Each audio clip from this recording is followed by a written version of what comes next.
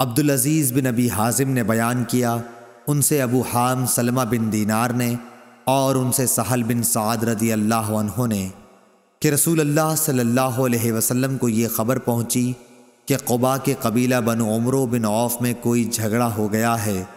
اس لیے آپ صلی اللہ علیہ وسلم کئی اصحاب کو ساتھ لے کر ان میں ملاپ کرانے کے لیے تشریف لے گئے۔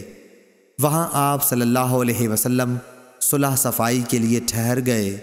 ادھر نماز کا وقت ہو گیا تو بلال رضی اللہ عنہ نے حضرت ابو بکر صدیق رضی اللہ عنہ سے کہا کہ رسول اللہ صلی اللہ علیہ وسلم نہیں آئے اور نماز کا وقت ہو گیا، تو کیا آپ لوگوں کو نماز پڑھائیں گے؟ آپ نے جواب دیا کہ ہاں، اگر تم چاہتے ہو تو پڑھا دوں گا۔ چنانچہ بلال رضی اللہ عنہ نے تکبیر کہی اور ابو بکر نے آگے بڑھ کر نیت باندھ لی۔ اتنے میں رسول اللہ صلی اللہ علیہ وسلم بھی تشریف لے آئے اور صفوں سے گزرتے ہوئے آپ پہلی صف میں آ کھڑے ہوئے۔ لوگوں نے ہاتھ پر ہاتھ مارنے شروع کر دیے۔ سہل رضی اللہ عنہ نے کہا، تصفیح کے معنی تصفیق کے ہیں۔ آپ نے بیان کیا کہ ابو بکر رضی اللہ عنہ نماز میں کسی طرف متوجہ نہیں ہوتے تھے، لیکن جب لوگوں نے بہت دستکیں دی تو انہوں نے دیکھا کہ رسول اللہ صلی اللہ علیہ وسلم کھڑے ہیں۔ حضور اکرم صلی اللہ علیہ وسلم نے اشارے سے ابو بکر کو نماز پڑھانے کے لیے کہا۔